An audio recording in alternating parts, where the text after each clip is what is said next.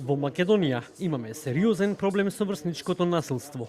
Не само физичко, туку и вербално, сајбер насилство во и надвор од училишниот двор, вели Драги Змијанац од првата детска амбасада Меѓаши.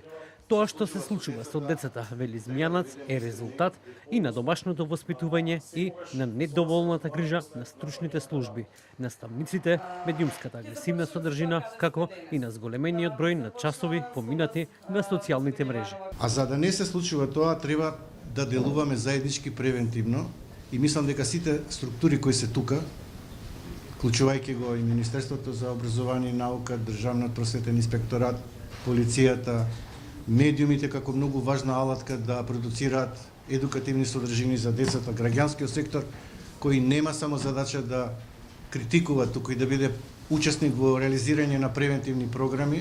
Кога е во прашање врсничкото насилство од Министерството за образование и наука велат дека многу е важно да се земат во предвид сите околности и да се едуцира и превенира навремено. Подеднаков фокус треба да се даде и на жртвата, но и на ученикот кој што сторил насилство.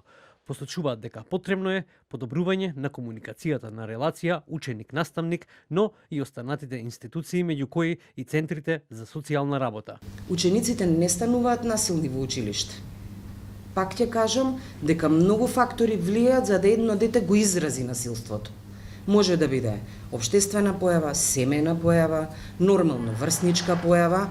Битно е ние да градиме институции во кои што децата ќе имаат доверба. Мораме да ја вратиме довербата на сите граѓани, вклучително и децата, за доверба во институциите. Од Министерството за внатрешни работи велат дека во периодот од јануари до март 2026 година регистрирани се 61 настан на насилно однесување во училишта или во непосредна близина на училиштата.